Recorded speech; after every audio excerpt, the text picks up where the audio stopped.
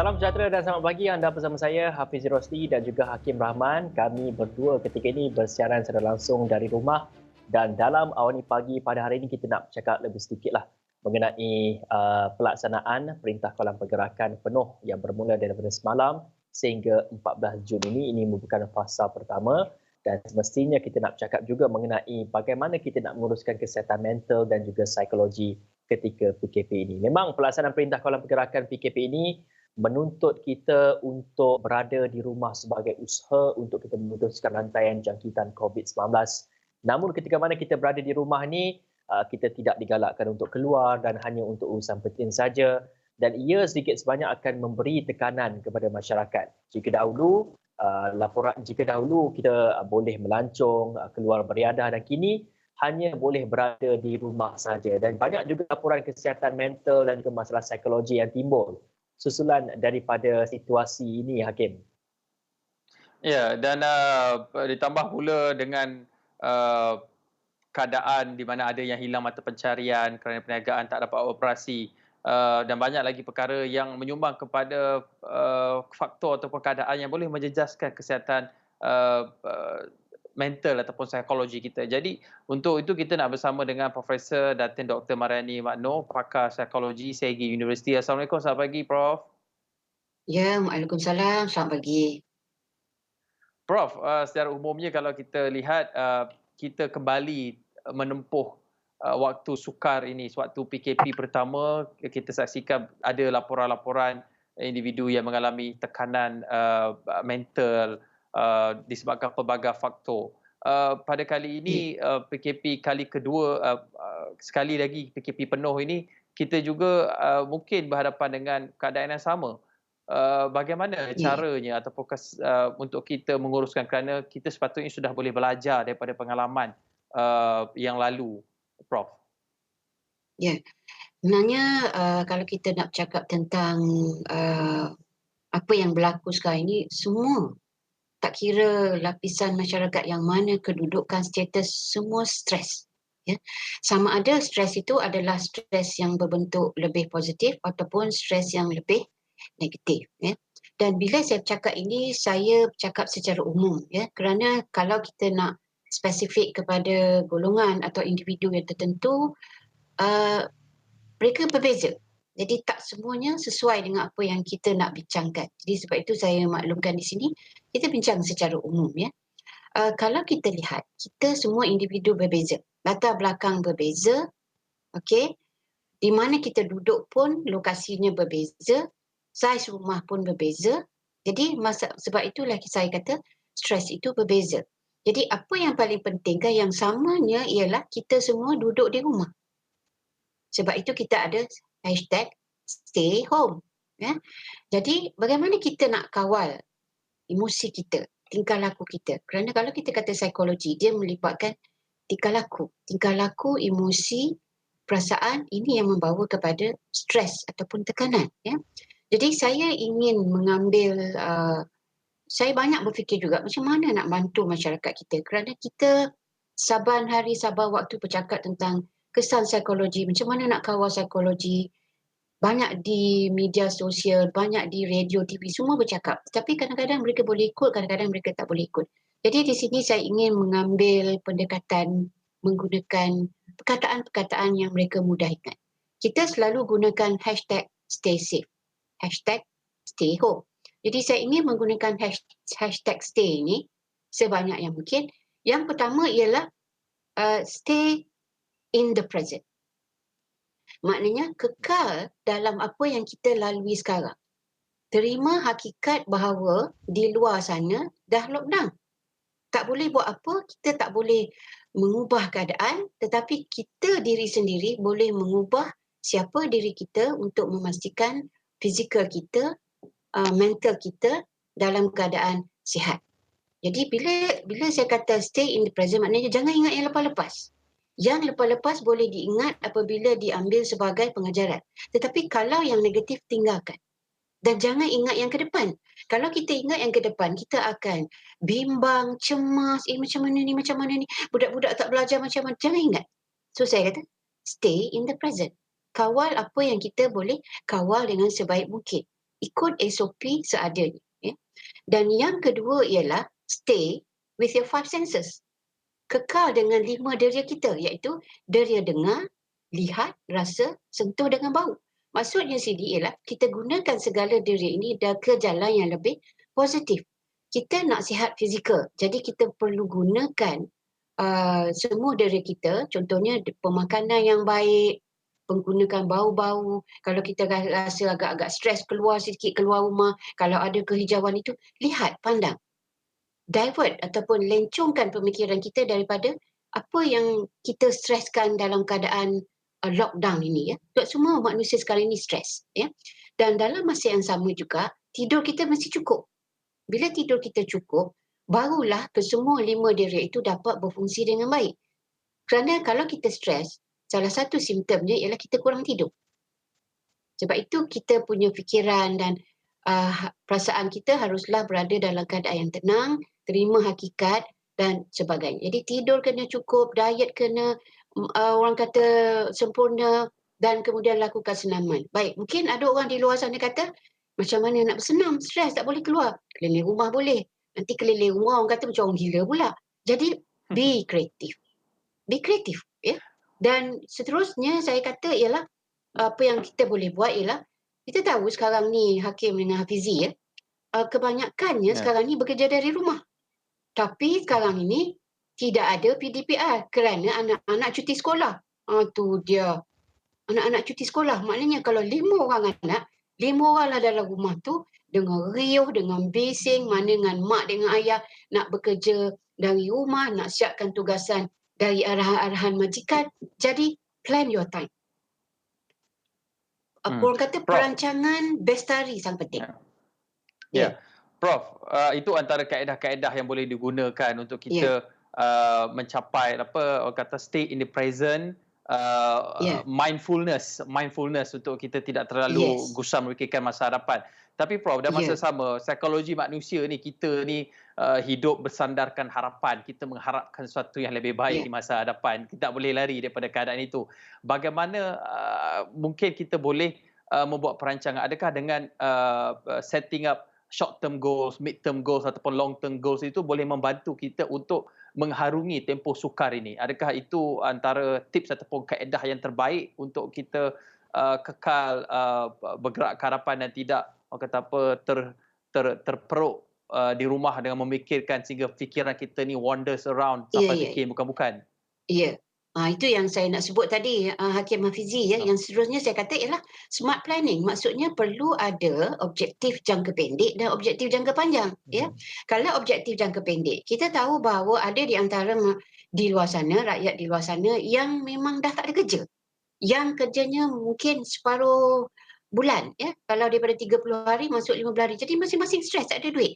Jadi di sinilah objektif jangka pendek itu kita harus stay kreatif. Maksudnya kalau yang memang tak ada duit sumber kewangan, jadi maksudnya stay kreatif tu cuba cari cara yang sesuai untuk dapatkan kata kita perlu jana ekonomi rumah tangga.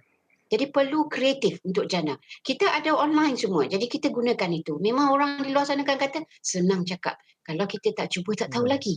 Kerana di sebalik pandemik COVID ini banyak hikmahnya. Kita perlu belajar apa yang kita tak tahu.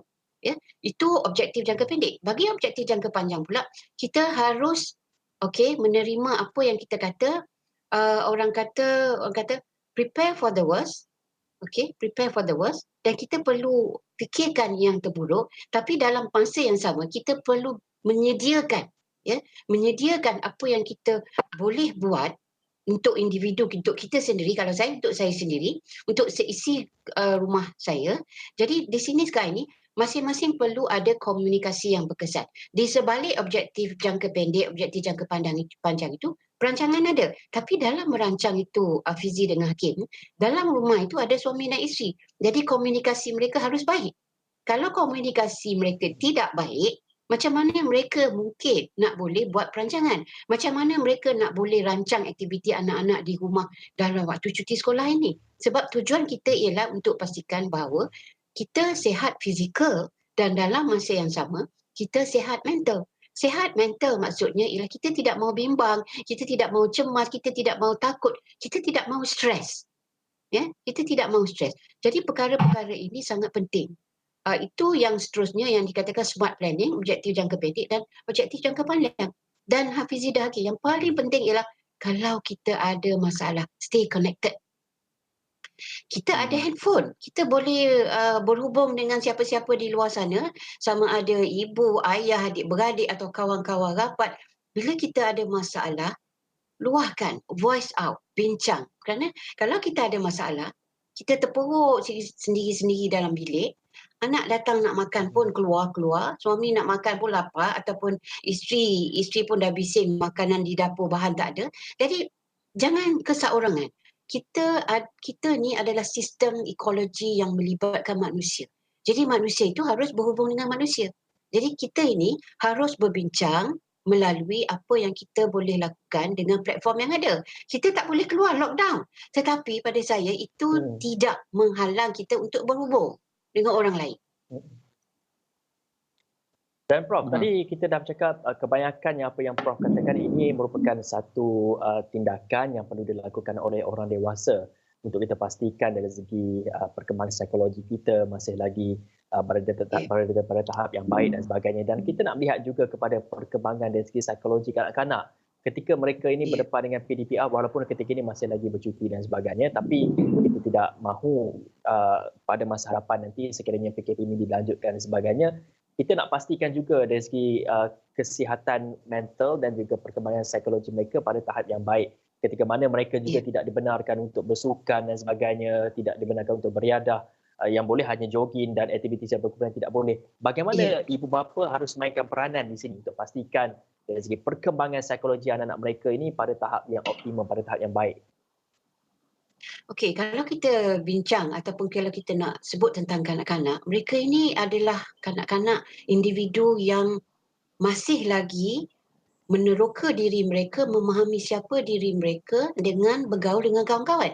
Tapi dalam keadaan lockdown ini, mereka terkurung. Kalau mereka itu ada ramai adik-beradik, mereka masih boleh bermain. Kerana di sini untuk makluman Hafizi dan Hakim, dunia kanak-kanak adalah bermain. Mereka mesti bermain. Tapi macam mana nak bermain kalau tak boleh keluar, tapi boleh bermain dalam rumah. Ya. Jadi di sinilah peranan ibu bapa, pastikan anak-anak ini bukanlah 24 jam main, tetapi aturkan aktiviti mereka, 1 jam bermain dengan adik-beradik yang lain, 1 jam lagi buat aktiviti. Banyak aktiviti, mewarna, melukis, aktiviti. Banyak kalau zaman-zaman dulu tu main batu seremban, banyak aktiviti. Tetapi sekarang ini arahannya adalah ataupun budi bicara kreativiti datang daripada ibu bapa untuk memastikan anak itu ada aktiviti mereka supaya mereka ini tidak kekosongan. Bila kekosongan ni yang mereka bergaduh antara satu sama lain. Jadi kita tidak mahu mereka menghadapi perbalahan ini kerana pergaduhan, pertelingkahan, tak puas hati itu boleh menjejaskan kesihatan mental anak-anak itu. Ya, banyak sebenarnya tips yang sangat berguna boleh kita gunakan. Terima kasih Profesor Datin Dr. Mariani Magno, pakar psikologi Segi University atas perkongsian itu tadi. Pastinya tips-tips yang diberikan oleh Prof itu tadi dapat kalau digunakan baik-baik, insya-Allah dapat mengekalkan keharmonian isi rumah dan juga mengekalkan minda yang positif walaupun dalam keadaan kita berdepan dengan tempoh yang sukar ini. Terima kasih Prof sekali lagi di atas perkongsian itu tadi. Kita perlu berhenti rehat seketika, kembali selepas ini.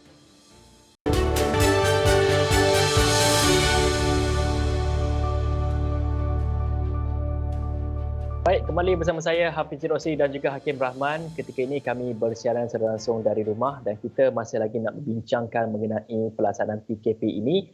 Bagaimana ia boleh dijadikan masa yang terbaik untuk kita mengeratkan lagi hubungan kekeluargaan kita. Dan ini kita nak bawakan sedikit recap semula laporan sebelum ini yang ada mengatakan sebanyak 902 kes keganasan rumah tangga dilaporkan dalam tempoh Januari hingga April tahun ini, dengan peningkatan didorong pelbagai faktor khususnya dari segi implikasi pelaksanaan Perintah Kawalan Pergerakan PKP yang berkuat kuasa sejak tahun lalu. Dan perangkaan ini oleh Kementerian Pembangunan Wanita, Keluarga dan Masyarakat yang melihat bahawa seriusnya isu kekeluargaan ini ketika PKP. Jadi kita tidak mahu tempoh PKP penuh yang dilaksanakan bermula semalam sehingga 14 Jun ini akan meningkatkan lagi jumlah statistik yang ada, semestinya memerlukan solusi yang tuntas bagi kita mengelakkan lebih banyak lagi kes-kes sebegini berlaku, Hakim.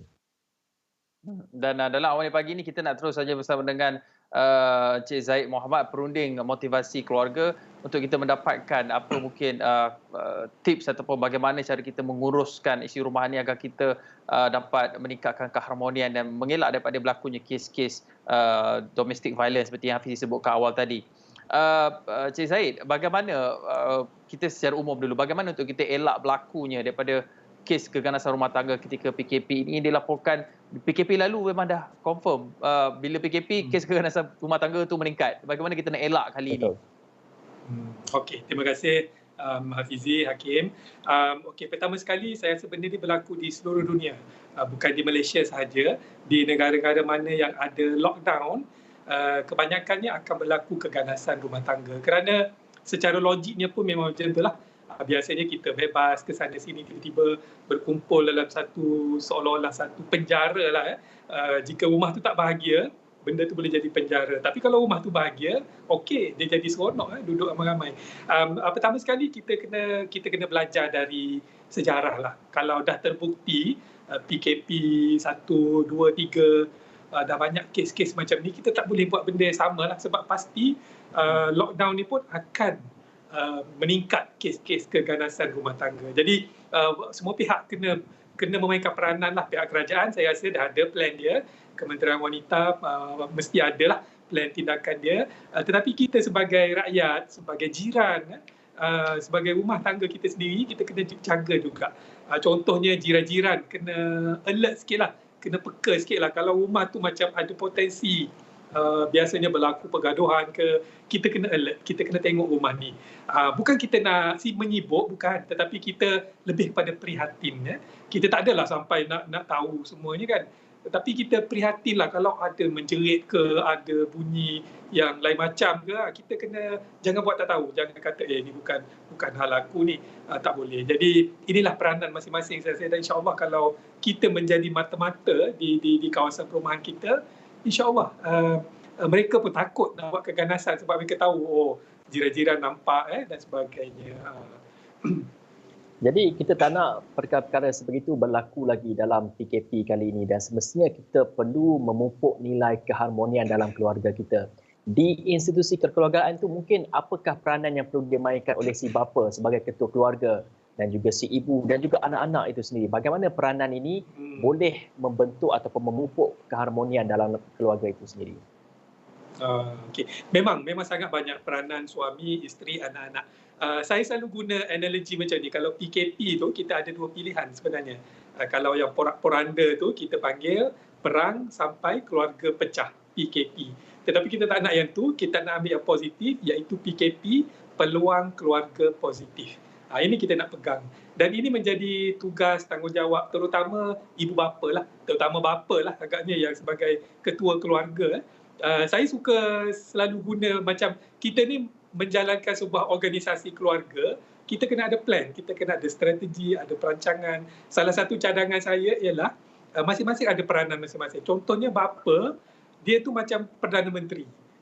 Dia macam jaga semualah. Perdana Menteri kan, dia menentukan vision keluarga tu, menentukan hala tuju, menentukan kebajikan keluarga Perdana Menteri. Dan isteri pula bolehlah memainkan peranan Kementerian Dalam Negeri, contohnya KDN, atau ada juga ibu-ibu yang menjadi Menteri Kewangan. Tak apa, yang penting dia kena ada seorang yang menentukan hala tuju dan yang lain tu membantu. Macam negara kita juga, Perdana Menteri dengan jemaah menteri dia kena sekepala. Kalau tak sekepala, hancurlah negeri kita kan, negara kita kan. Sama juga dekat rumah tangga kita ni, kena macam tu. Nak tak nak, suami dengan isteri tu kenalah ada mesyuarat lah, kena banyak mesyuarat kabinet. Kena sentiasa kalau ada masalah ke apa ke, mesyuarat dua-dua tu. Macam mana ni bang, macam mana kita nak buat ni kan. Jadi masing-masing jujur, ikhlas untuk kepentingan keluarga, dan kita anggaplah anak-anak kita tu sebagai citizen ataupun sekarang ni netizen. Netizen kan biasalah kerja dia kecam, kerja dia kadang-kadang dia kecam ni bukannya nak dia frust, kecewa. Dia tak tahu nak buat apa, dia kecam. Jadi sebagai ibu dan ayah, kalau anak-anak buat perangai tu, jangan kita negatif juga, jangan kita anggap negatif, tapi kita anggaplah benda tu sebagai signal bahawa mereka tak puas hati, mereka ada masalah, mereka ada stres. Anak-anak pun ada stres juga kan. Jadi kalau ibu dan ayah berfikiran, bersikap sebegini, insyaAllah saya rasa netizen dalam rumah kita tu, anak-anak kita tu akan beri kerjasama yang terbaik dan jadilah keluarga positif, PKP, peluang keluarga positif. Ya, Cik Zaid, saya gemar apabila Cik Zaid guna analogi ataupun perumpamaan hierarki dalam keluarga itu seperti dalam kerajaan, pentadbiran kerajaan. Tapi dalam masa sama, macam mana apabila seorang Perdana Menteri ataupun bapa tu nak mainkan peranannya, nak meminta anak-anaknya supaya kemas rumah, maksudnya tak kacau, tak bergaduh waktu mak dengan ayah nak buat work from home ataupun tak berebut nak guna peranti untuk PDPR. Bagaimana, apa aktiviti ataupun komunikasi yang boleh digunakan untuk citizen ataupun netizen di rumah, anak-anak di rumah ni mendapat buy-in untuk mereka participate bersama-sama? Apa aktiviti, bagaimana bentuk komunikasinya? Sebab yelah kadang-kadang sumber tu terhad, contohnya peranti tu satu, tapi waktu jadual belajarnya pula lebih kurang sama. Jadi macam mana nak mendapat buy-in dan nak menguruskan dari segi toleransinya itu? Okey. Sebagaimana negara kita juga, dia kena ada leadership by example. Maknanya kalaulah kita suka kan kalau Perdana Menteri datang kat kampung kita, kalau wakil rakyat datang kat kampung kita dah happy dah. Apatah lagi kan anak-anak pun sama. Maksudnya kita kena turunlah ke level mereka. Kita cuba fahami. Mungkin kemas bilik contohnya, kita kena kemas dulu. Bilik kita kena jadi contoh, jadi cantik. Kalau kita sendiri pun tak mandi, tak bersiap, bilik sepah, bila anak-anak pun akan lagi teruk pada tu. Sebenarnya konsep-konsep kesihatan mental ni tak susah sebenarnya, mental health. Contohnya, kita jaga diri kita dulu. Kita kemaskan cantik kan. Macam hari ni saya pun dah pakai elok-elok ni. Tadi anak saya dah tanya, Daddy nak pergi mana? Kan dia nampak macam kita dah bersedia untuk menghadapi hari yang baru. Jadi kita sebab kita pun ada kerja work from home, janganlah sebab work from home kita tak jaga ke penampilan diri kita, tak mandi dan sebagainya. Anak-anak dia akan ada PDPR. Kita suruh dia mandi. Jom macam-macam nak pergi sekolah macam biasa, breakfast ramai-ramai macam biasa, kita jadikan contoh. Dan kalau mereka perlukan pertolongan, tak salah kita sekali-sekala bantu dia. Okey abang, buka komputer, sedia, ayah tolong kemaskan katil. Tapi hari ni je, besok abang kena buat sendiri. Kita buat macam tu supaya nampak kita serius untuk membantu. Saya teringat ada satu pesanan daripada general di Panglima di Amerika Syarikat, Navy, US Navy SEAL. Dia kata, dia bagi speech dekat university student, University of Texas. Dia kata, if you want to change the world, start by making your bed. Maksudnya kalau kau ni nak ubah dunia, cita-cita besar nak ubah, mulakan dengan kemaskan katil tu dulu. Maksud dia, kita nak ubah benda-benda besar, kita mulakan dengan benda-benda kecil. Sebab benda kecil tu akan buat kita rasa berjaya, kita rasa macam satisfaction lah. Kalau benda kecil tu pun fail, dia akan mengganggu emosi kita. Kalau katil bersepah, kita tak kemas, dia akan somehow ganggu jiwa kita. Jadi kita rasa macam tak fully prepared. Jadi dari segi sudut psikologi, ibu dan ayah kena main peranan ni. Kena fahamlah. Tapi buatlah dalam bentuk yang harmoni, jangan sampai gaduh pula nak suruh anak pergi mandi, gaduh-gaduh dan anak tak ada mood nak belajar dah. Tak boleh juga. Adalah ambil hati. Jadi kita sebagai ibu dan ayah kena pandai ambil hati, main hati anak-anak. Kunci hati. Kalau pujuk sikit, ada anak suka dipujuk, ada anak-anak suka dipuji, pandai-pandailah carilah kunci hati anak-anak tu. Yang penting ibu dan ayah jadi contoh terbaik. Jangan kita pula fail dan kita nak anak-anak kita buat, memang tak jadilah. Anak-anak akan tengok kita, dia akan perhati kita, macam tu.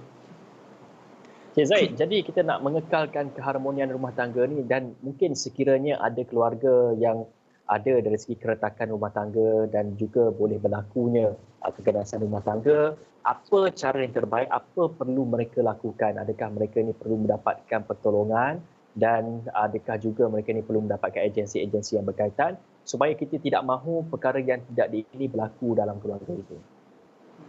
Betul, saya setuju sangat. Sebab kebanyakan budaya kita tak nak cerita masalah rumah tangga dekat orang lain. Sebab yelah, nanti kena judge kan, orang kata ya apalah tak pandai urus rumah tangga. Tapi pendapat saya macam ni, saya kata lebih baik kalau rumah tangga tu dah confirm ada keganasan, lebih baik kita lari dari rumah tu, kita tinggalkan suasana tu sehingga walaupun dia akan porak-poranda. Sebab apa? Itu lebih baik dari kita keluar dari rumah tu dalam keranda. Ni ayat ada seorang rakan Facebook saya bagi tahu saya. Dia kata lebih baik tinggalkan rumah yang porak-poranda, lari, daripada engkau nanti kena usung dalam keranda. Maknanya keganasan rumah tangga dia real. Keganasan rumah tangga ni boleh, banyak kes telah membawa maut. Disebabkan oleh mereka tak ambil tindakan awal. Dia takut nak lari, dia takut diancam. Jangan. Kita banyak orang yang nak bantu sebenarnya. Jiran, boleh bantu ketua kampung, masjid, surau, polis. Kita lari tempat yang selamat, minta tolong. Ibu bapa kita kalau masih ada ibu bapa, mereka boleh bantu. InsyaAllah jangan kita redha benda ni.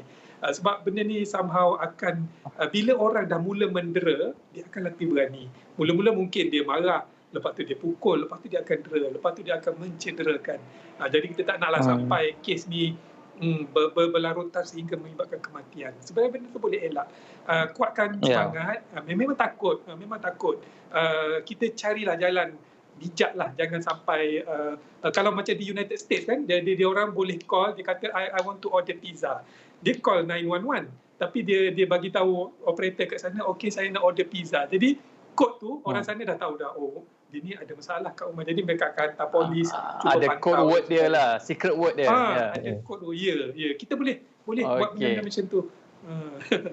Itu antara pendekatan-pendekatannya. Terima kasih Cik Muhammad Zaid, Cik Zaid Muhammad, perunding motivasi keluarga. Banyak tips dan perkongsiannya macam mana nak dapat buy-in daripada anak-anak. Tapi saya paling suka apabila kata general daripada Navy US tu, make up your bed every day. Kalau nak kemas katil pagi-pagi tu pun gagal, macam mana nak meneruskan, nak mencipta kejayaan untuk hari atau waktu jam-jam mendatang. Terima kasih Cik Muhammad Zaid sekali lagi. Sekian saja Awal Ni Pagi. Saya Hakim Rahman. Dan saya Hafiz Rosli langsung dari rumah. Assalamualaikum dan salam hormat.